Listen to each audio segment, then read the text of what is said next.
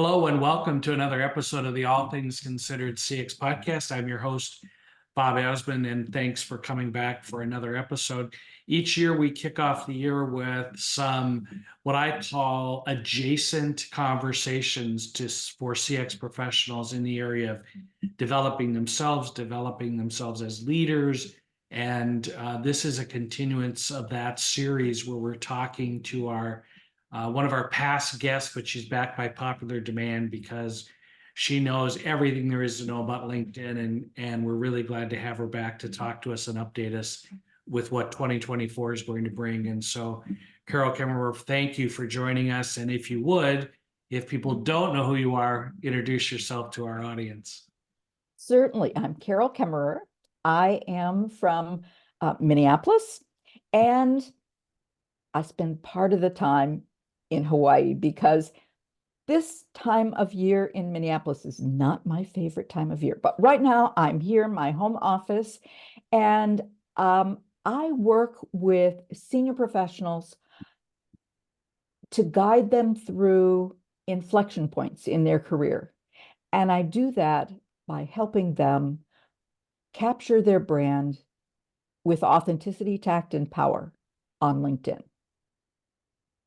That's great. And we're going to get into a lot of that discussion in our podcast today. But before we do, Carol, just before we started taping, shared some really exciting news about her being an author. So, Carol, why Oh, don't you yes. share that with our listeners? Okay. Well, this is exciting to me because for the first time, I can say that I am my number one bestseller. And my book, LinkedIn for the Savvy Executive, Promote Your Brand with Authenticity, Tact, and Power, ranked number one in its two top categories, which were personal success in business and job hunting. So I'm so excited to be able to announce that, in addition to the fact that last year, the American Reporter named me one of the top 6 personal branding experts. So it's fun to be with you, Bob. Congratulations, Carol. That's fantastic. And personal brand is so important. I've run into this in several different areas where I've talked to people and they talk about their brand or how to build their brand. And so let's get right into this, Carol, because as I mentioned at the start, with the beginning of 2024, lots of people make New Year's resolutions or decide Oh, it's yes. time for a change, or I need to or want to change jobs and positions, and how do I build my career? And so, what are you hearing and seeing in terms of trends right now for job seekers and job develop or individuals looking to develop themselves? Okay. One of the things that I have heard is that 2024 will be the year of the great uncertainty. The job market, the information is kind of waffly. We just heard from the Fed that, we were great on jobs, but we also heard at the end of last year that McKinsey laid off thousands of its senior level consultants. And many companies who go to universities to hire their new cadre of people who were hired to start work for them in June after their graduation. Many of those companies have asked them to defer their start date to 2025. And so it is a year when lots of top talent will be available. Now, for companies, that's a good thing, but for your people, they may be some of that top talent that finds themselves available when it wasn't on their list of things to do in 2024. Mm-hmm. I know that you do such a better job of claiming your brand online, really expressing who you are powerfully when you're employed. And so there's no better time to update and refresh how we're showing up on LinkedIn than now. you know, I've worked with people who have lost their position, and I've been a person who's lost a position. And the truth is, there's something about losing a position that we didn't expect to lose that cuts away from our braggadocio, our ability to say who we are and what we do, our ability to put ourselves out there. And when we start to write, that blank page is overwhelming, and we hardly can remember why we were good and that we are good. People need to remember that they are more than any job they've ever held.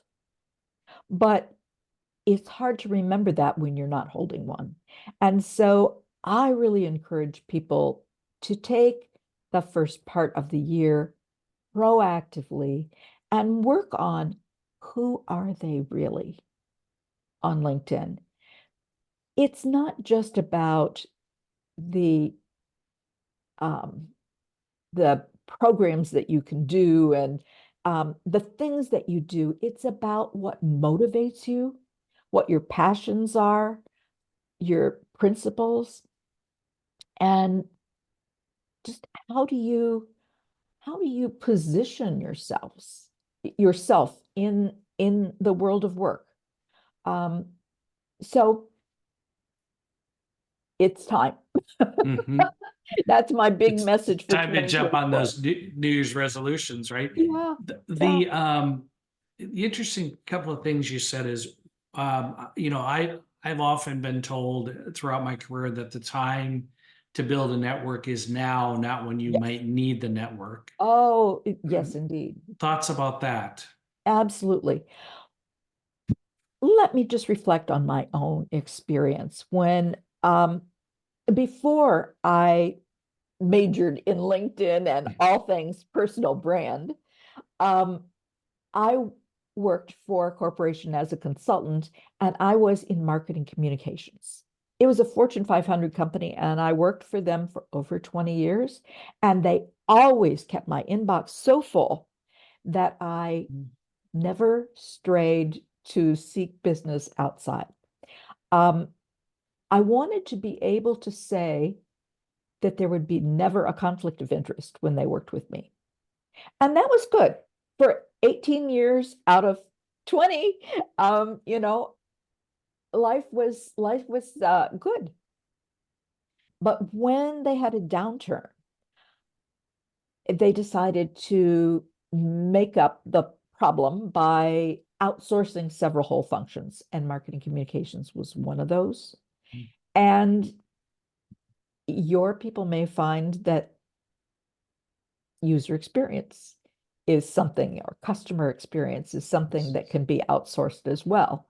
And there you are, nose down in the company on your work and not looking up at the world and that network that you left behind. And your network is only your company. But guess what? All the people that you loved in your company, all your colleagues, if they outsourced a whole function, they are now your competition. So if you don't have anybody other than the people that you've worked with, um, who are your friends, it's time to go to a little networking group. It's time to find a conference. It's time to look at who's publishing in your area and make some connections, make some introductions of yourself, and begin to use them as a friend. You know, um, friends share things. When I make a new friend, I often send them an article, and I do that through LinkedIn because when I use LinkedIn, I'm automatically branded. People know who I am because they see my picture, they see my headline, and that way I am instantly branded for them. So, when you strike up a relationship, if you find an article that you think is on brand for someone else, send it along. My favorite LinkedIn engagement is to send an article saying, this article came across my feed today and it made me think of you. Mm. I'm smiling. Hope you are too. That's the end. Mm. But it's a very powerful, very personal touch. And it's hard to do better than giving something that you have picked as being of value to that person and telling them in that short message that they're important to you. Having So, been a recipient of that yes. approach, I do find it very, very encouraging and very rewarding from an individual, because Yeah. one of the problems with LinkedIn is we get a lot of requests for LinkedIn connections that are actually trying to sell us something. Oh, indeed. And I've actually, so building a network is important, but building the right network, I guess, is how you would say it, is so important. And working the network. You Mm. know, it's not all about connection, connection, connection, um, like you're stacking up poker chips. These are people. These are people who maybe have the same problems as you, who maybe have a different take on something than you do, and would be honored if you asked them a question. You know, um, the notion of engaging online is powerful. Mhm. And most of the people listening, I'm assuming, have some kind of LinkedIn profile. They're not starting from Right. scratch. So if somebody says, "Hey, I really want to improve my profile," what are some things that you look at initially if somebody comes to you and says they want to work with you? What are some things you look at on Okay. a profile? Okay. Um, there are two tracks that I go down. One is visual, and I'm going to start there. The other one is text. Mm. But let's start with visual because, oh, we are such visual people. And you can get somebody to look at your profile, at the text that you've written, just by putting great visuals up there. So Mm. let's start at the very top. And the first thing that people see is that great big space behind the picture that we call the LinkedIn banner. It's or a hero image, whatever you'd like to call it, is that great big image. And an opportunity that many of your customer experience people might have because they are associated with brands is to use the logo associated with the brands that they are assisting. And that can be very powerful because companies have spent a lot of money putting together their logos and how to roll that out. You never want to violate the company's standards for how you use their logo. And as a matter of fact, if you talk to the marketing communications people, you might find that they've developed multiple banner images with your brand Oh. that you serve right there, or they've got a standard way that they want it to appear. Um, make sure that you honor that because that's part of who we are as professionals. We never want to take our brands for granted. Um, I know that there are probably some consultants who are customer experience people who serve multiple brands and have served multiple brands over time. Another really powerful thing is to post lots of logos and lots of energy in that space.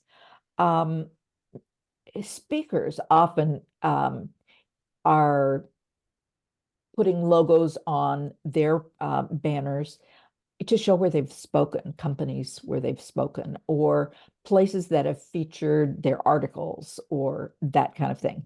These are powerful ways to communicate like that, just Mhm. immediately. Um, that you're a brand person. And that can be super. So the second thing that is very visual is your picture. And there are people who think that just any picture is going to work. And it's not true at all. Um, some really bad examples would be you wearing a tux at somebody else's wedding with your wife's hand on your shoulder, but no wife. You know, um, I've seen that picture.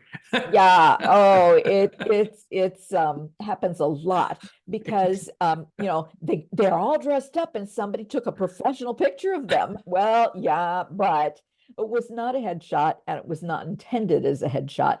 And when you use it like that, you say LinkedIn is not really very important to me. Mm, Likewise, the selfie where you just cannot take a selfie with natural eyes. I've never seen a good one.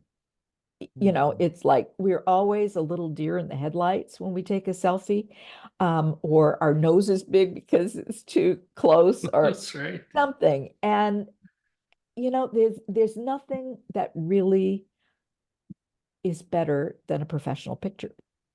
But then not every professional picture really sings either. So the most important thing about a photo is that your eyes are looking right at the camera. And when you do that, it looks like you're looking right at the person who's looking at you.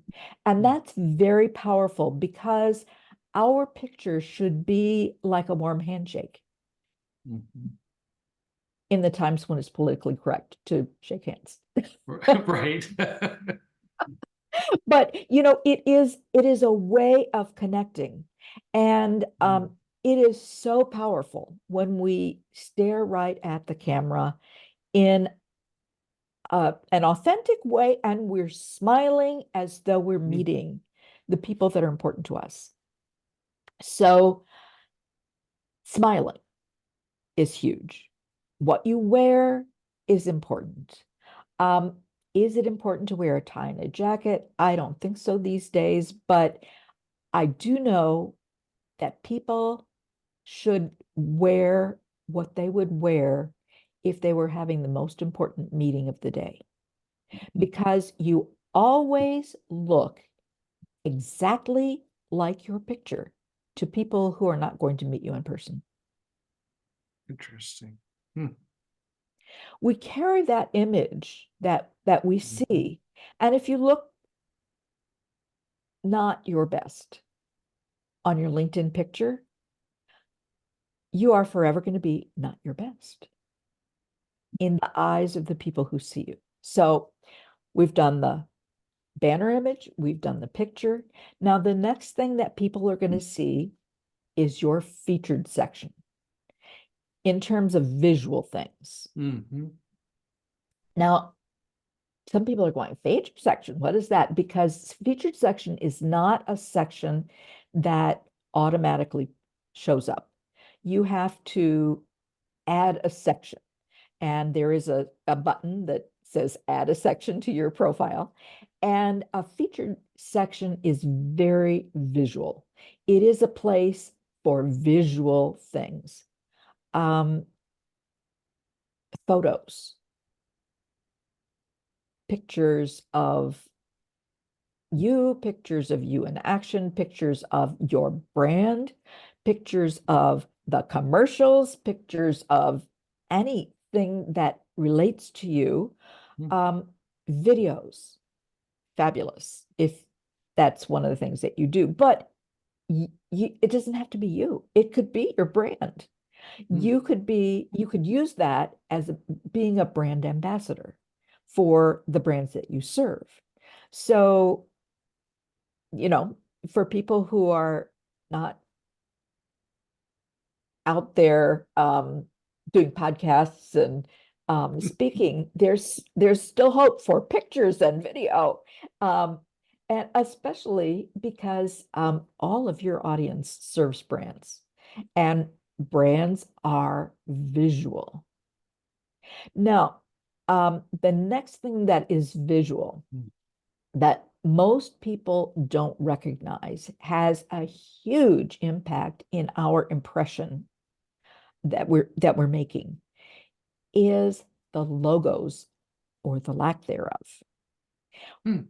When we look at a profile at the experience section and at the education section, if there are missing logos, we immediately want to see what's wrong. Now, it's true that many people have, in their experience, worked for a company that came into being and eclipsed and is no longer working and was not acquired, just went out of business. That's And true. it never got its logo on LinkedIn. And so there, no matter what you do, you're not going to get that logo. But so many people don't have a logo for a reason other than that. So they've misspelled the name of the company. Um, Procter and Gamble is really often misspelled by people who work there. I mean, I have researched this Right. because Procter Silex and Procter and Gamble Oh. are not spelled the same. And And I so, worked for Thomson Reuters, and Thompson is frequently misspelled with a P, and there's no P in Thompson. okay, So yeah, same, I can relate. Yep. yep, yep. It's a big deal. My brother worked for a company that was at one time known as Fleur Daniels or Fleur Daniel. I'm sorry, I don't even know because it's not my company. But if I had written it out, I would probably misspell it. And it's amazing how many people who work for the company or at one time uh, have misspelled it. Now the company's named Fleur. And so that's a little easier, but Fleur, Mhm. how do you spell Fleur? Right. Um, I have seen it spelled flour, Fleur instead of Flur. And of Mhm. course, there's no logo for flour. Right. Okay. Sometimes the company name that you worked for, that company's been acquired. And so what we need to do is research and make sure we know who owns the company now. It is absolutely Hoyle to list the name of the company that now exists. There was a merger, and so you put the new name associated with the company. And then either in your um, title, if there's enough room, or in the first line of the description, you say something like, um, if you're putting it in the title, you'd say customer experience executive, or whatever your title was, and then parenthesis, um, company known as, and then write the name of the Oh, company. I see. Or in the first line, you say, when I worked for, and then you use the new name of the company, it was known as the old name of the company. I see. Okay. So I was Makes just sense. working with a client who worked for International Multi-Foods, which is no more, and there is no logo. And he said, well, the company was acquired by Smucker or Smuckers. I'm not real sure, but Right. at any rate, so we did that workaround, and you have a logo. The reason that that's so important is that the brands that we work for, the brands where we went to school, those are all part of our visual pedigree. It's a credibility factor. And as I said, sometimes we can't help it, but Mhm. often we can. Another one that happens very, very often is someone who works for themselves as a consultant. They have the company, they own the company, but there's no logo showing up in their profile. Why is that? Well, they haven't taken the step of creating a company page for themselves. Only when we create a company page can we upload the logo to LinkedIn so that it's available for us and all our employees, all of our board members, all of our volunteers, whatever it is that we've got, all the people that are using our company name can now have the logo associated with their profile. So there's no way to insert a logo into your profile. You have to have a company page. And then when you put in that company's name into your profile, LinkedIn pulls the logo forward. Interesting. Right. Now, I have seen cases where LinkedIn is not necessarily going to help you out totally. So they created a company page, they upload the logo, great. Then, well, why is that logo not on my profile? Well, you need to actually delete the company name on your profile and begin to type it in again, and you'll see it there with the logo, and pick it from the list and you'll be golden. And you can tell all your staff, all of your board members, all of anybody that's associated with you that logo is now available if they will just change the company name by, it's the same company name, but you are deleting the old one and adding it fresh and get that to populate. So those are incredibly easy ways to improve what people think of you, just from a visual impact. So then, go ahead, please, Carol. oh, I was going to say, then there are the words.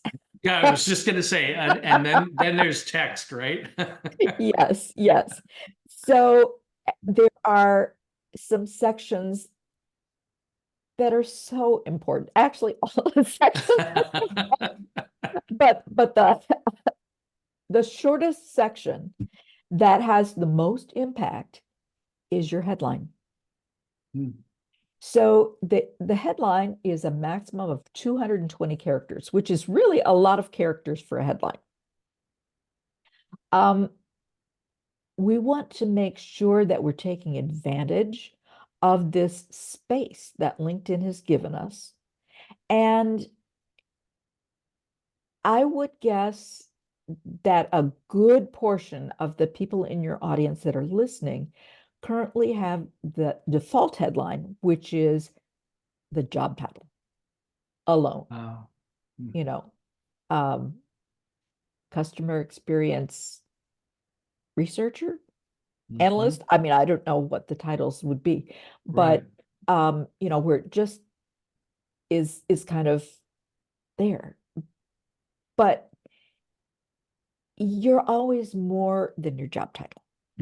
So I like to suggest that people think about the ways that they add incredible value to their company. What are 3 things that they want to be known for?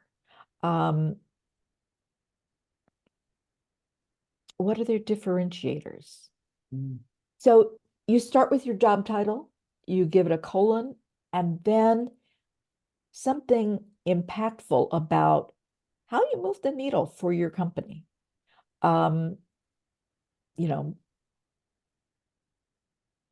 Working across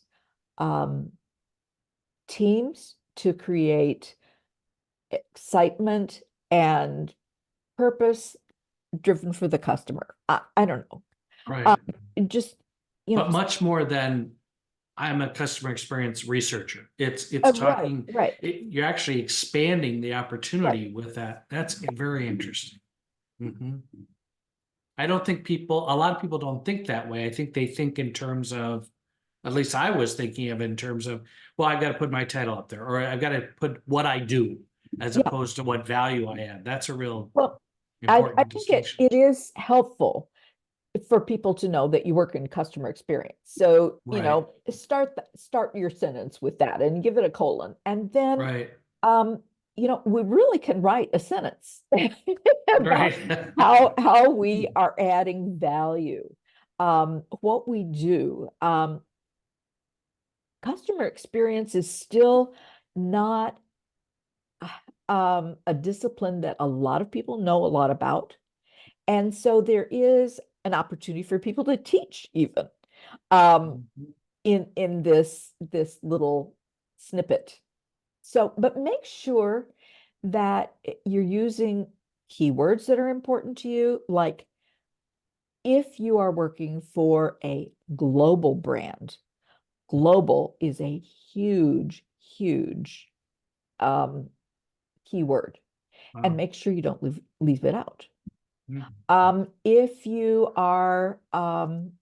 If you are at the director level and you are working with people who are working around the world, if you are responsible for offsite teams, offshore teams, whatever word describes working with multi-site teams, Mhm. um, use that because it is part of your differentiation. It's part of how you bring value.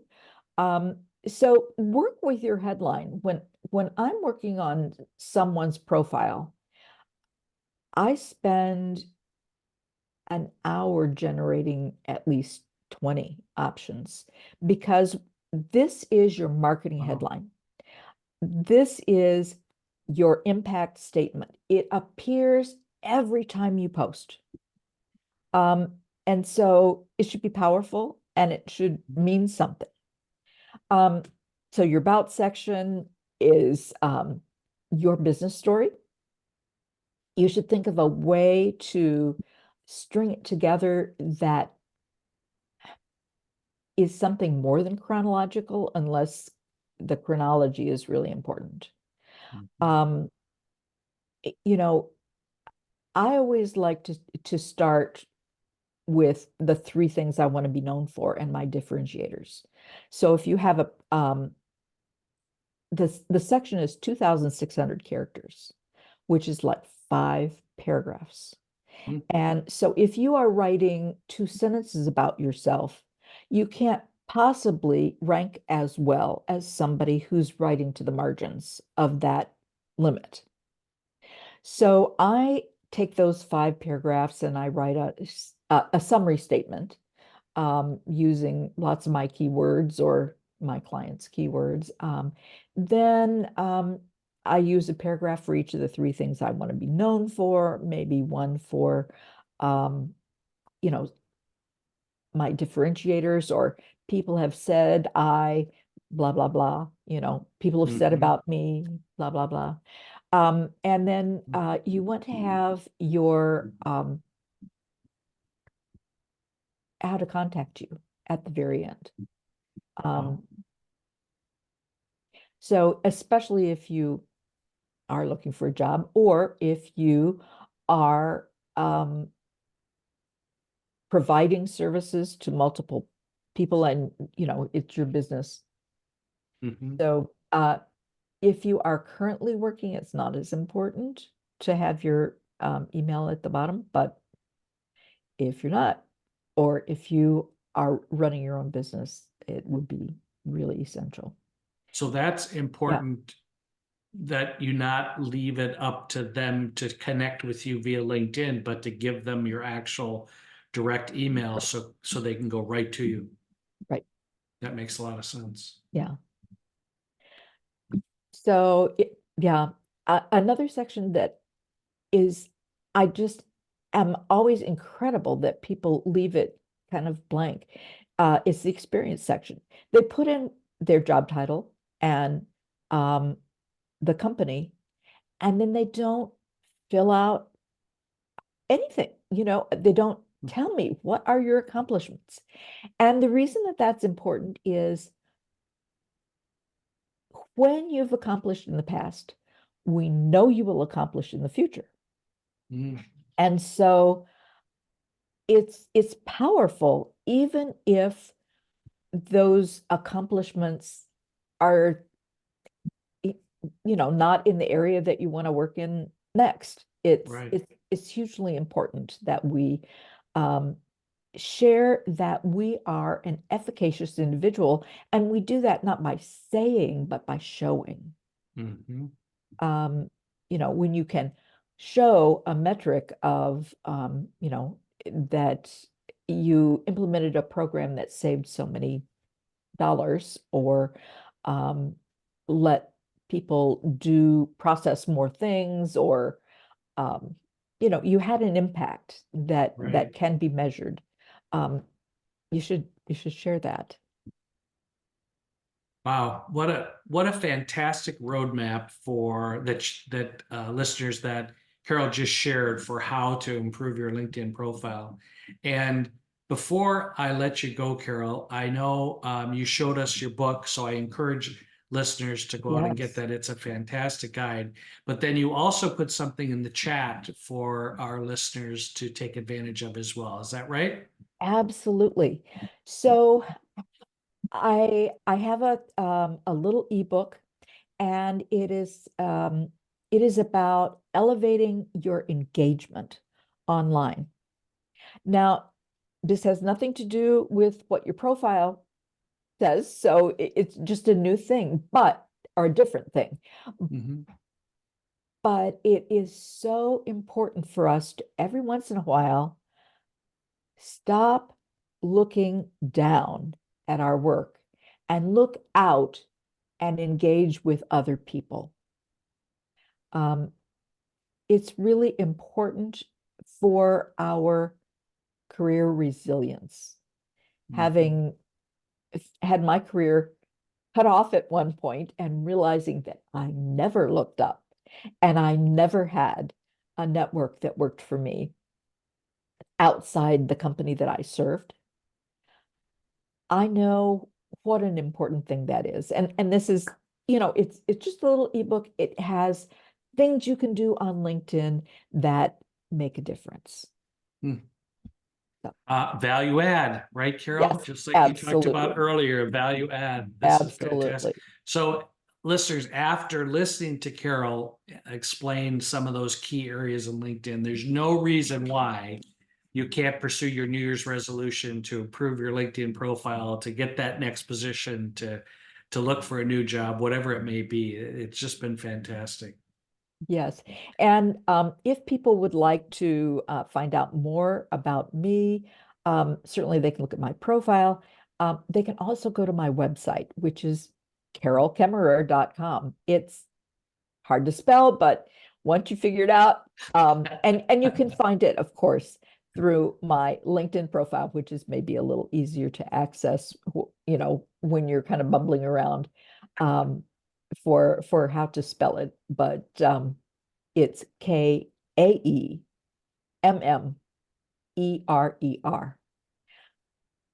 twice as many letters as you need. That's great. Carol, it's been great having you back again. We love kicking the year off with you and your tips to help our careers. And so we very much appreciate it and are envious of your upcoming stay in Hawaii as you escape the Minnesota winter. Oh, it's a great place to work from. I never have to worry about falling on the ice. So true. All right, Carol, thank you so much. We really Thank appreciate it. It was a delight. Thank you. It certainly was. And listeners, this has been another episode of the All Things Considered CX podcast. As always, if you've enjoyed this podcast, please share it with your networks and stay tuned for future podcasts on this topic as well as other topics related to experience management. Thank you until we talk again.